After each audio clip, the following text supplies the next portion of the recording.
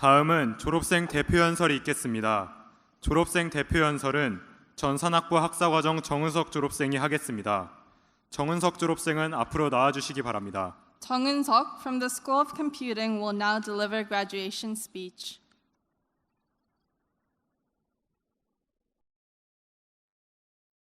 사랑하고 존경하는 카이스트하고 여러분, 드디어 우리가 그토록 바라던 날이 왔습니다. 졸업하는 날에는 치열하게 산 지난 삶들을 생각하며 하염없이 눈물을 흘릴 것이라고 말하고 다녔는데 막상 그날이 되니 조금 얼떨떨하기만 합니다.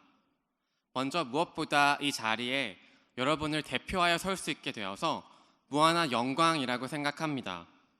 이 자리에 졸업을 축하해 주러 오신 수많은 가족 여러분, 교직원분들, 내외 귀빈들께도 감사의 말씀을 드립니다.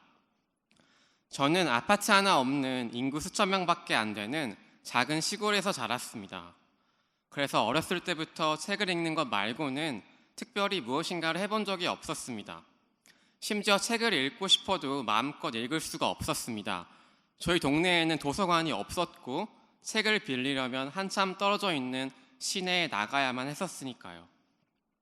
그래서인지 처음이 넓은 캠퍼스에 발을 내딛었던 날의 설렘이 아직도 눈앞에 생생합니다.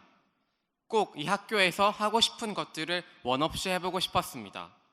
수많은 경험을 통해서 다양한 사람들을 만나고 그것을 통해 제가 어떤 사람인지 이해하고 제가 잘하는 일과 하고 싶은 일을 발견해보고 싶었습니다. 그 설렘이 엊그제 같은데 어느새 7년이 지났습니다. 바로 어제 학위복을 받고 천천히 다시 학교를 돌아봤습니다. 우체국 건물에서 기숙사, 카이마루, 스포츠 컴플렉스, 저 멀리 보이는 전산학부 건물, 창의학습관, 도서관, 물론 우리 학교 도서관은 묻지도 따지지도 않고 제가 원하던 책을 사주었습니다.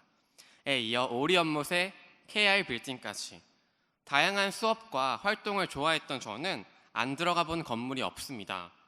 걸을 때마다 지난 추억과 땀, 노력들이 생생하게 기억납니다. 다음엔 꼭 미리 시작해야지 라는 후회와 함께 새하얀 밤을 지새우며 공부나 과제에 매달렸던 순간, 새내기 지도 선배를 하면서 신입생 기숙사인 소망간 호실을 하나하나 열어보며 하루를 마무리하던 시절, 카이스트 전체에 다양한 음악이 울려 퍼지도록 가을의 축제를 기획하던 순간, 동아리 회장을 맡아서 마치 그게 인생의 전부인 양 밴드 일에만 몰두하던 순간, 벚꽃이 만개한 4월의 어느 날 노천극장 뒤에서 돗자리를 깔아놓고 딸기를 먹으며 수다를 떨던 순간, 첫눈이 온 새하얀 캠퍼스에서 반 친구들과 다 같이 뛰어나가 눈사람을 만들었던 순간, 늦게까지 어운동이나 궁동 어귀에서 이야기하다가 새벽 6시에 꾸역꾸역 앤들리스 로드를 걷던 순간도 기억납니다. 이처럼 학교 안에서의 생활을 되돌아보면 저는 늘 무엇인가에 몰두하고 누군가와 함께하고 있었습니다. 사랑하는 하고 여러분, 여러분에게 이곳은 어떤 곳이었나요? 아마도 이곳은 우리의 모든 열정과 땀을 쏟아부은 곳이자 좌절과 쓰라린 실패를 맛보았던 곳이기도 하고 기쁨과 환희에 가슴 벅찬 곳이었을 겁니다.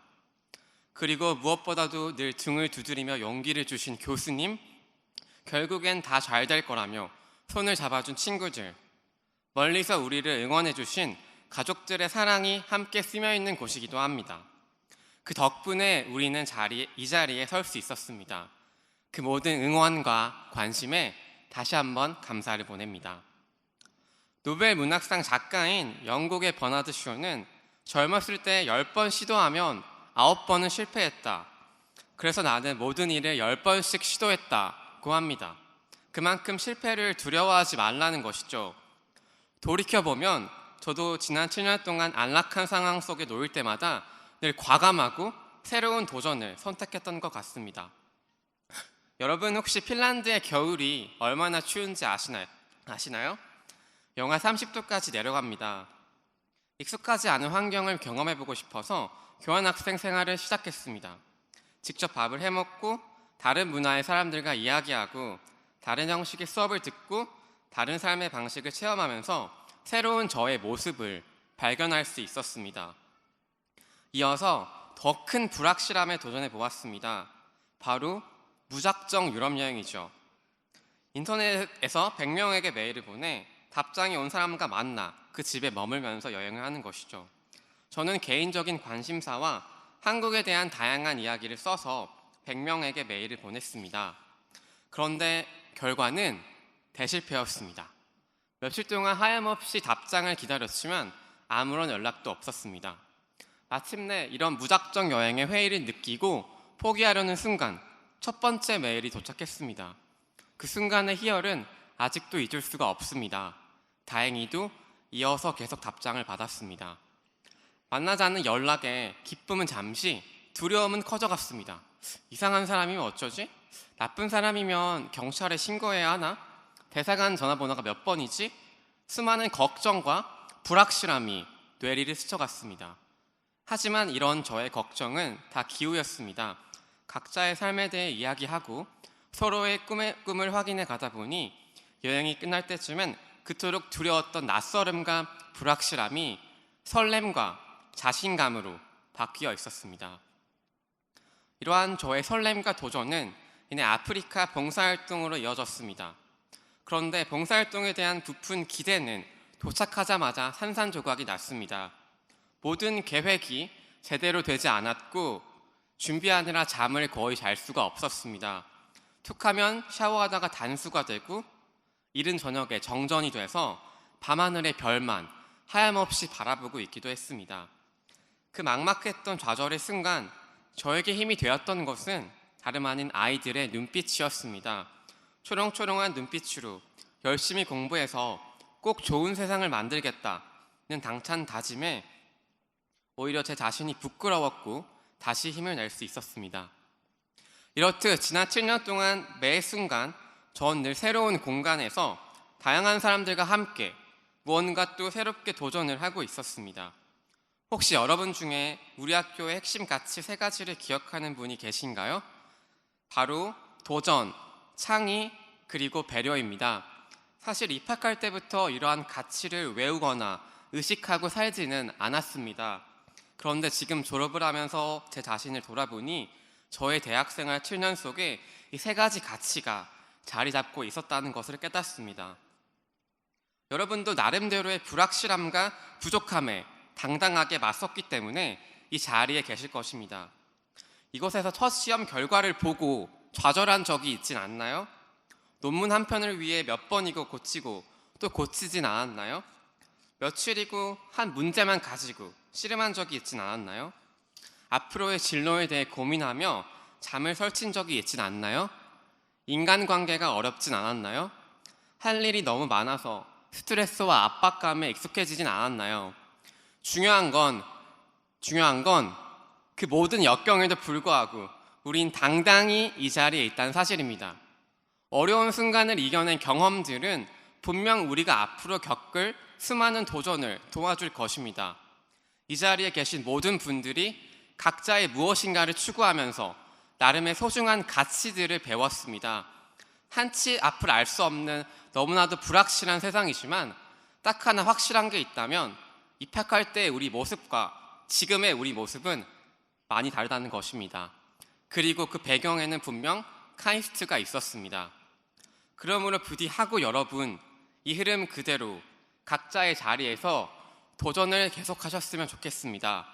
분명 우리는 더욱더 좋은 사람이 될 수 있을 것입니다. 불확실한 미래이지만 두려움보다는 설렘을 가지고 변화를 이끌어 나갑시다. 이미 이 사회의 변화의 최전선에 우리 카이스트 선후배님들께서 계십니다. 그래서 꼭 한 분 한 분마다 원하는 환경에서 원하는 사람들과 함께 원하는 방식대로 살아가시길 응원합니다. 그리고 우리의 아름답고 뜨거웠던 이 시절을 잘 기억했으면 좋겠습니다. 우리의 이 결실에 분명 우리의 노력의 비중이 적진 않지만 소중한 우리 주변의 사람들과 고마운 학교와 나라가 기여했다는 사실도 꼭 잊지 맙시다. 오늘은 정말 뜻깊은 시간이지만 예전 한 드라마의 대사처럼 아직 우리 인생의 끝은 아니기에 지금을 해피엔딩이라고 말할 수 없습니다. 전 구글 회장이었던 에릭 슈미트의 말처럼 이 문 밖에 수많은 로켓들이 우리를 기다리고 있습니다. 로켓이라면 얼른 탑시다. 로켓이 아니라면 얼른 내립시다. 마땅한 로켓이 없다면 직접 만들어 봅시다. 우리의 도전은 지금부터 시작입니다. 마지막으로 지난 27년간 매일 새벽 4시 반에 일어나셔서 저를 위해 무릎 꿇고 기도하신 부모님과 지난 7년 동안 다양한 곳에서 만났던 수많은 인연들에게 감사를 드립니다. 아마 우린 애초부터 만날 수밖에 없는 사이였을 것입니다. 감사합니다.